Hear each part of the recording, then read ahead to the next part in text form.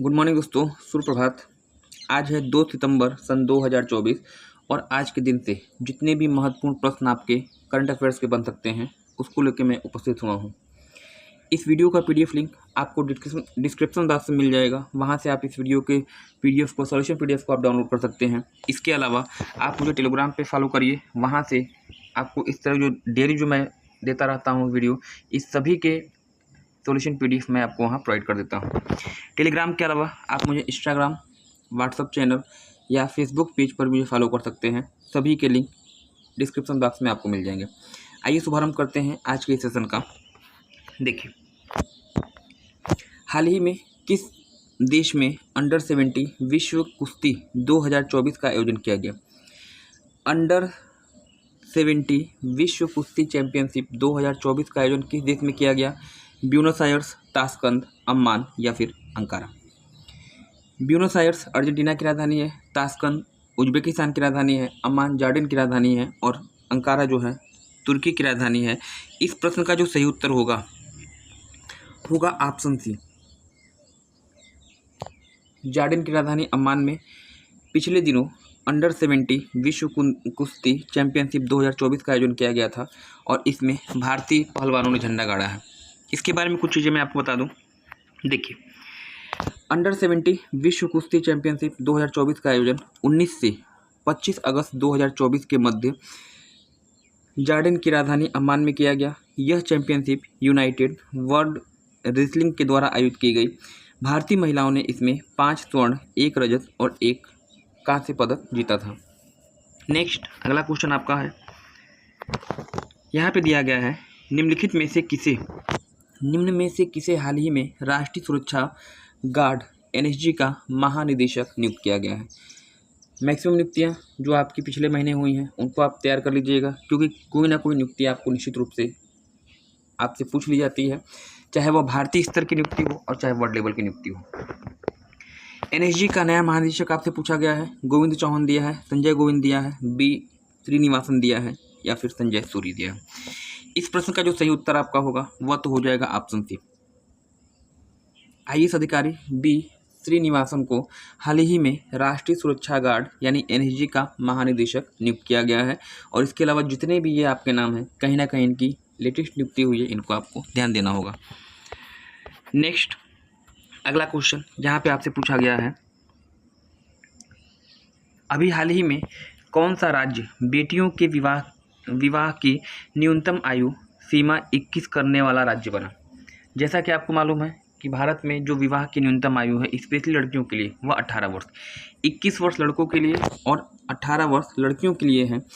और यहाँ पे पूछा गया है उस राज्य का नाम जिसने हाल ही में महिलाओं की जो न्यूनतम आयु है शादी की उसे 18 से 21 करने वाला राज्य बना है।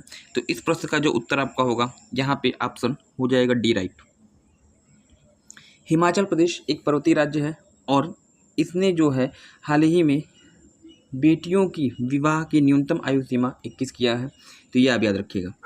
हिमाचल प्रदेश की बात करिएगा, हिमाचल प्रदेश की राजधानी शिमला, यहाँ के मुख्यमंत्री सुखविंदर सिंह सुक्खू और राज्यपाल राजेंद्र विश्वनाथ आर्लेकर जी हैं। दोस्तों, दिन की शुरुआत एक अच्छे विचार के साथ होनी चाहिए और निश्चित रूप से जो है आपको लगता है करंट अफेयर्स, मैंने ये देखा है कि जो जीएस का पोर्शन होता है, इतिहास, भूगोल, संविधान का पोर्शन होता है, आपका तैयार हो जाता है, लेकिन करंट अफेयर्स पे आपकी पकड़ मजबूत नहीं हो पाती है।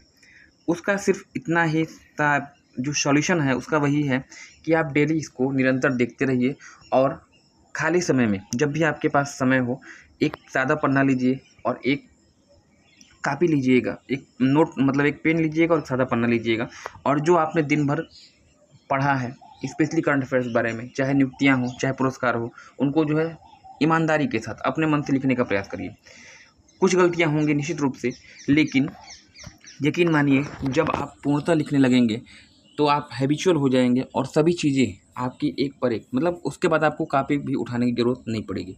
तो लिख के याद करने का प्रयास करिए, क्योंकि लिखने से चीज़ें आपके जो जिस हाथ से आप लिखते हैं ना, दाएं या बाएं से आप लिखते हैं, उसका सीधा संबंध आपके दिमाग से होता है। और जो चीज़ें जब आप लिखना शुरू करते हैं बिना देखे तो दिमाग में क्या होती हैं, लेयर बाई लेयर, परत दर परत आपके तैयार होती जाती हैं। एक बार लिखेंगे थोड़ा सा पोर्शन तैयार होगा, दूसरी बार लिखेंगे उसी चीज़ को तो उससे अधिक पोर्शन तैयार होगा।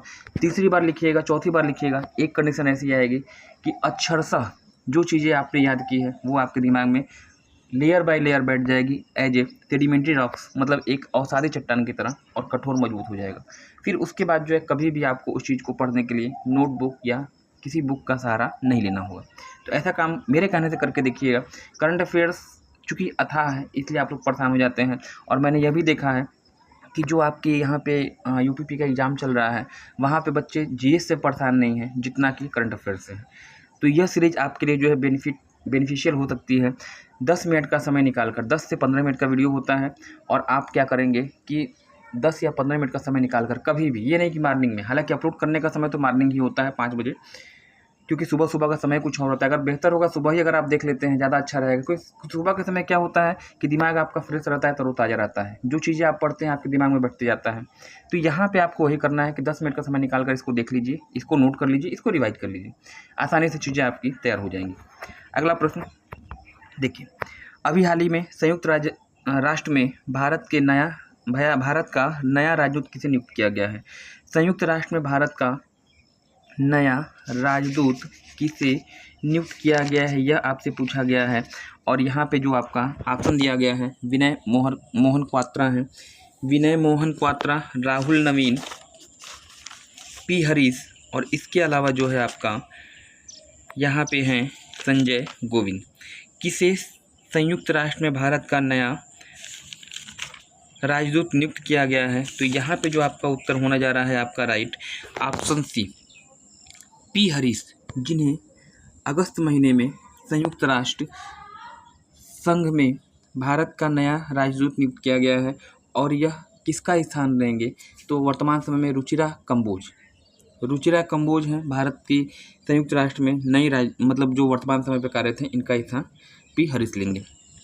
नेक्स्ट अगला प्रश्न है आपके लिए, देखिए, हाल ही में किन 2 राज्यों ने कृष्ण गमन पथ नामक धार्मिक सर्किट के निर्माण की घोषणा की है? 2 राज्यों ग्रुप है।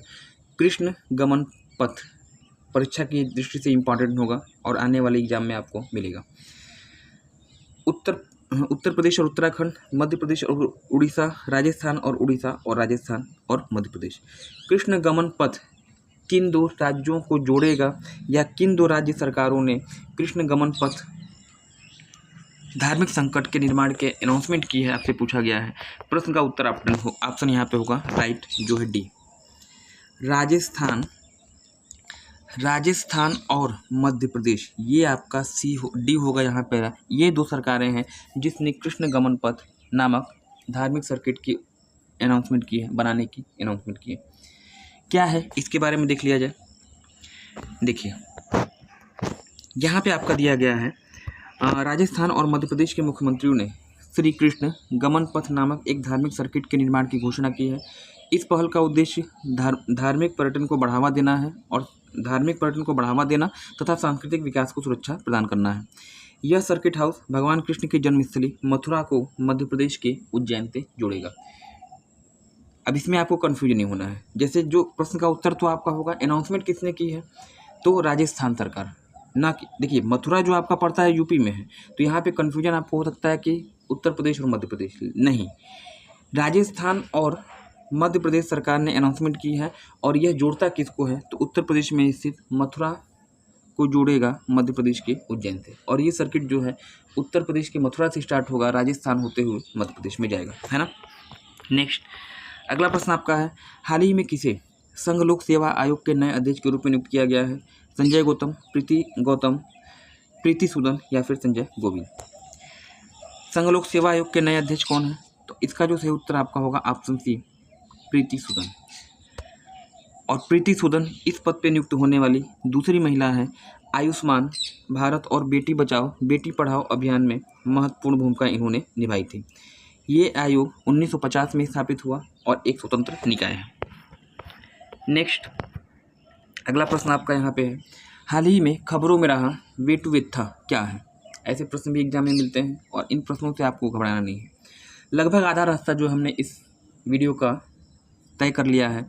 वीडियो का सॉल्यूशन PDF आपको मैं डिस्क्रिप्शन बॉक्स में दे दूंगा, वहाँ से आप इसको डाउनलोड कर सकते हैं, या फिर मेरे टेलीग्राम या व्हाट्सएप को ज्वाइन करिएगा, वहाँ से चीज़ें आपको मिल जाएंगी। दोनों के लिंक आपको डिस्क्रिप्शन बॉक्स में मिल जाएंगे। वे टू विथा क्या है पूछा गया है, तो यहाँ पे देखिएगा इस प्रश्न का जो उत्तर होगा, यह एक शैली है या शब्द सारांश है। ऑप्शन ए यहाँ पे होगा राइट। खबरों में रहा वे टू विथा क्या है, शब्द सारांश। इसके बारे में कुछ चीज़ें मैं आपको बता दूँ। देखिए, पुरातत्वविदों को हाल ही में तमिलनाडु के तिरुपुर जिले में थालीकेश्वर में वेटुवत्थु और 8 तमिल शिलालेख मिले हैं जो 1100 साल पुराने हैं। तमिलनाडु, केरल और श्रीलंका में इस्तेमाल किए जाने वाली एक शब्दांश लिपि वेटू झूथू का प्रयोग तमिल और मलयालम लिखने के, मतलब एक तरह से मान के चलिएगा एक शैली है, लिखने की शैली है, एक लिपि है, और इसका प्रयोग जो है तमिलनाडु, केरल और श्रीलंका में किया जाता है मलयालम भाषा लिखने के लिए। चलिए अगला क्वेश्चन आपका है, हाल ही में आयोजित कृष्ण अर्थशास्त्रियों का अंतर्राष्ट्रीय सम्मेलन की मेजबानी किस देश के द्वारा की गई। अंतर्राष्ट्रीय सम्मेलन कृषि अर्थशास्त्रियों का अंतर्राष्ट्रीय सम्मेलन की मेजबानी किस देश के द्वारा की गई। इटली, भारत, चीन या फिर अर्जेंटीना। इस प्रश्न का जो उत्तर आपका होगा ऑप्शन बी, हमारे देश भारत ने अगस्त महीने में कृषि अर्थशास्त्रियों का अंतर्राष्ट्रीय सम्मेलन आयोजित किया था। ऑप्शन बी इसका उत्तर आपका हो जाएगा राइट। अगला क्वेश्चन आपका है यहाँ पे, जीका वायरस जो हाल के दिनों में चर्चा में रहा, किस मच्छर के द्वारा फैलता है। बहुत ही चर्चा में रहा था ये वायरस। मादा एनाफिलीज, नर एनाफिलीज, मादा एडीज या फिर नर एडीज। मैक्सिमम जो संक्रामक बीमारियां होती हैं वह किसके द्वारा होती है, तो मच्छरों के द्वारा होती है। जीका वायरस हो, चाहे डेंगू हो, चाहे आपका मलेरिया हो, चिकनगुनिया हो, ये सब मच्छरों के वाहक। इस प्रश्न का उत्तर है किस मच्छर के द्वारा फैलता है, मादा एडीज। ऑप्शन होगा यहाँ पे राइट सी, मादा एडीज के द्वारा ही डेंगू भी फैलता है, मादा एडीज के द्वारा जीका वायरस भी फैलता है। जीका मच्छर जनित आरएनए वायरस है जिसकी खोज 1947 में युगांडा में हुई थी तथा 1952 में पहली बार मनुष्य में इसका संक्रमण देखा गया था। ये तो रहा आज का सेशन। कल मैंने प्रश्न पूछा था और इस प्रश्न का उत्तर आपने बताया भी है। देखिए, किस मंत्री के द्वारा क्रिएटिव इन चैलेंज, कुछ ऐसे इसको कर लीजिएगा ना, किस मंत्री के द्वारा क्रिएटिव इन चैलेंज सीजन 1 का शुभारंभ किया गया। राजनाथ सिंह, अमित शाह, नरेंद्र मोदी या अश्विनी वैष्णव। तो इस प्रश्न का जो सही उत्तर है, creative in India challenge season 1 का शुभारंभ किसके द्वारा किया गया, तो यहाँ पे जो आपका उत्तर हो जाएगा ऑप्शन डी, जैसा कि मैंने रेड से मार्क भी किया है, अश्विनी वैष्णव। आज का प्रश्न मैंने आपको बता दूं। देखिए, आज का प्रश्न आपको यहाँ पे दिया गया है, हाल ही में किस संस्थान ने डेटा प्रबंधन के लिए निवाहिका वेब पोर्टल लॉन्च किया है। किस संस्थान के द्वारा डेटा प्रबंधन के लिए निवाहिका वेब पोर्टल लॉन्च किया गया। राष्ट्रीय प्रौद्योगिकी संस्थान कालीकट, राष्ट्रीय प्रबंधन संस्थान पटना, आईआईटी दिल्ली या फिर आईआईटी अहमदाबाद। आपको इस प्रश्न का उत्तर देना है और निश्चित रूप से पूरी उम्मीद है कि इस प्रश्न का उत्तर देंगे। चैनल में पहली बार आए हैं, चैनल सब्सक्राइब करके बेल आइकन को प्रेस कर दीजिएगा और साथ ही साथ टेलीग्राम पे मुझे फॉलो करिए, व्हाट्सएप चैनल पे मुझे फॉलो करिए, क्योंकि इस तरह के जितने भी वीडियो होते हैं उन सभी का PDF लिंक मैं आपको प्रोवाइड करता रहता हूं और साथ ही साथ वहां पर हर दिन एक से बढ़कर एक करंट अफेयर्स के प्रश्न मैं आपको देता रहता हूं। तो आज के लिए इतना ही, मिलते हैं अगले क्लास में। ओके, धन्यवाद।